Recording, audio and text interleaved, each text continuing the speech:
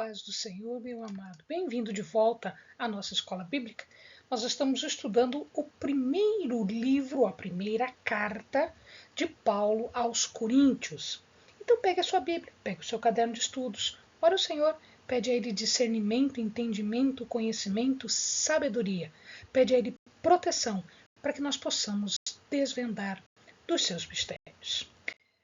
Nós estamos na sexta parte, uma parte que é bem longa, que vai do capítulo 11 até o capítulo 14. E estamos falando agora do capítulo 12, a segunda parte do capítulo 12, ainda sobre a ordem no culto. Mais especificamente, Paulo continua agora, nessa segunda parte, falando sobre os dons. Isto foi uma pergunta feita pelos coríntios e Paulo aproveita a pergunta para explicar toda uma teologia que estava envolvendo este assunto. Paulo usa um simbolismo. Ele usa o corpo humano como modelo para os diversos dons dentro da igreja. Então, ele fala aqui que existe um único corpo, que é o corpo de Cristo, que é a igreja. E este corpo é formado, então, de inúmeros membros que são os dons. Ele faz esta comparação, que é para a gente poder entender como é que funcionam os dons, a distribuição dos dons dentro da igreja. Então, em primeiro lugar, nós já sabemos que o corpo de Cristo é a igreja, ou seja, é o corpo. São todos os crentes que estão em Cristo. E eles constituem um único corpo. Eles são batizados num único corpo e eles possuem um só Espírito. Portanto, significa dizer que o Espírito aqui é um elemento importante, é um elemento sobre o qual, a partir do qual, eles foram batizados. Importante que se diga que em todo o Novo Testamento nós podemos encontrar uma ideia, um entendimento de que o Espírito é uma pessoa, não simplesmente um poder.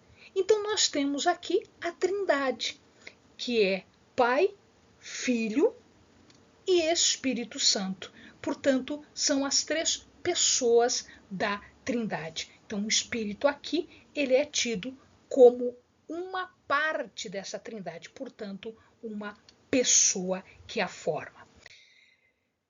Paulo diz que nos foi dado beber de um só Espírito. Esse beber, essa expressão beber, ela vem de uma expressão que tem referência à irrigação. O que significa esta irrigação? Significa dizer que, veja, numa região, numa área onde a água é preciosa, é, portanto, uma comparação bastante importante que se beba do Espírito, como uma água que está à disposição. Portanto, ela era usada com referência à irrigação, a um suprimento de água, um suprimento não qualquer, mas um suprimento abundante de água.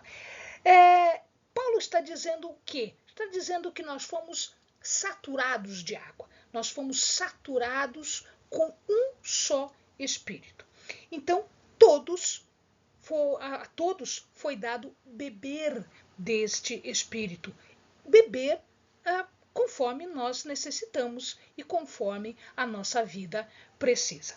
Então, nenhum corpo aqui tem todas as funções.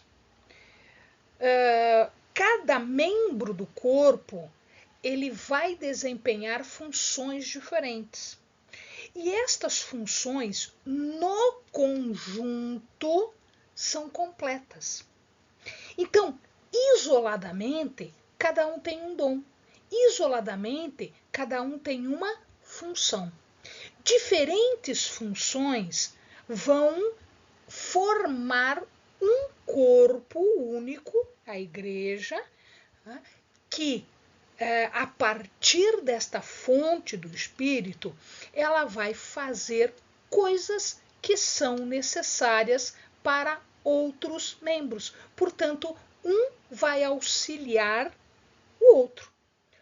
Um membro que desempenhe bem a sua função não significa dizer que não vai precisar de um outro membro, porque a sua função é desempenhada naquele aspecto e o outro desempenha bem num outro aspecto.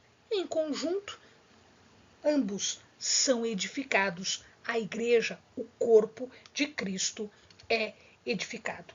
Lembrando também que os membros não estão ali por acaso. O lugar de cada um dos membros, a função de cada um, deriva diretamente da vontade, da designação de Deus. Então, significa dizer que aquilo que você desempenhamos dentro da igreja, ela é complemento para que a igreja como um todo seja completa e seja perfeita para a edificação, glorificação de Deus, edificação dos seus membros. Então, aquilo que um faz, mesmo que faça bem, não significa que eu posso dispensar outro. Não, porque é uma outra função que necessita ser feita também. Os membros mais fracos aqui, eles também são necessários. Como no nosso corpo, existem órgãos que são mais fortes e órgãos que são mais fracos. Nós precisamos de todos eles, absolutamente de todos eles. Não é porque esse membro é mais fraco que eu posso dispensar. Portanto, eu não vou ter um corpo nesse caso. Então, os membros mais fracos também são necessários. E nós devemos cuidar deste membro. Por quê? Porque o sofrimento de um deles significa que todo o corpo sofre. Não é porque o dedo mindinho é o mais fraquinho, é o menorzinho de todos, não significa que se você bater o dedo mindinho, o corpo inteiro não vai sofrer por conta da dor. Então, aqui nós vamos observar que não é este ou aquele mais forte e mais fraco. Não é o que nós fazemos, mas é o que Deus faz. A estrutura do corpo não é por acaso, ela é ordenada por Deus. E ela dá honra àquelas partes que naturalmente precisam dela. Nem todos os membros do corpo têm o mesmo tratamento, a mesma honra, o mesmo cuidado. Cada membro do corpo, ela é específica para a sua função e ela é tratada de forma a relevar a sua importância ou a sua honra ou a falta dela. Né? E isso tudo é disposição dada por Deus. Isso significa dizer que nós precisamos considerar o corpo como um todo. Paulo dizia que cada coríntio pertence ao corpo. Nenhum pode ter a pretensão de ser o todo, nem de excluir um ou outro, como acontece no nosso corpo. Portanto, o nosso corpo não pode ter conflito. Ao contrário, o nosso corpo ele tem que funcionar harmoniosamente, harmonicamente, em paz e em perfeita complementação. Na obra perfeita, na coordenação do corpo humano, o plano de Deus acontece. E o plano de Deus não é de haver separação, discussão, dissensão. Muito pelo contrário. O importante aqui no plano de Deus é que cada membro do corpo coopera com outros membros, com todos os outros membros, sem distinção de um ou de outro. Portanto, todos os membros trabalham pelo bem do corpo. Então, cada um dos dons, cada um dos crentes que fazem a igreja, eles estão ali exatamente para o crescimento do todo, do corpo como um todo, da igreja propriamente dita. Então, veja, Paulo chega num ponto em que agora ele começa a chamar a atenção dos coríntios. Porque os coríntios, eles achavam que o dom de línguas era o mais importante. Era o mais importante. E aí, o Paulo ele diz, olha, as coisas não são assim como vocês acham que são. Porque quem determina as coisas é Deus. São os planos de Deus. São as determinações de Deus. Então não são os homens que escolhem ser isso ou ser aquilo.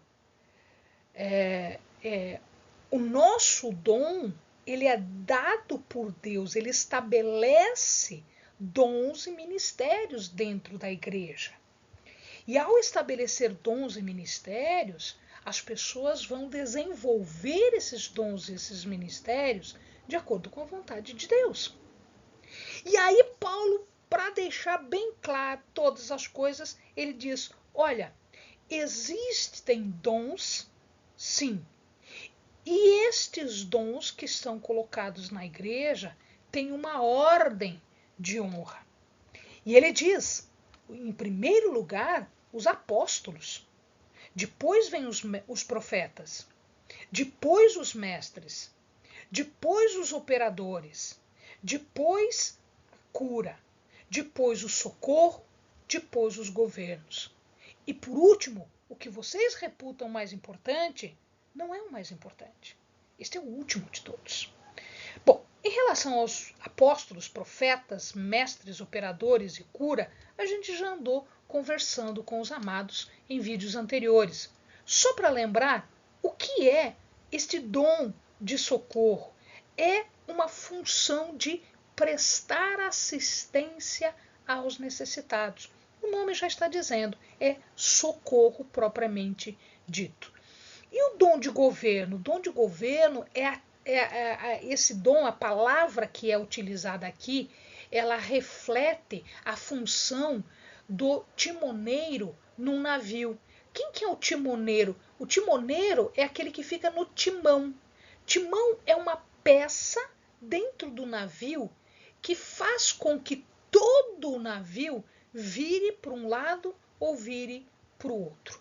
Então, a atividade do governo, a atividade do timoneiro, nada mais é do que a semelhança daquele homem que pilota um navio através de lugares perigosos, lugares que podem causar o dano ao navio ou mesmo numa tempestade. Aquele que sabe dirigir, aquele que sabe governar, é aquele que leva o navio a salvo de um porto para outro.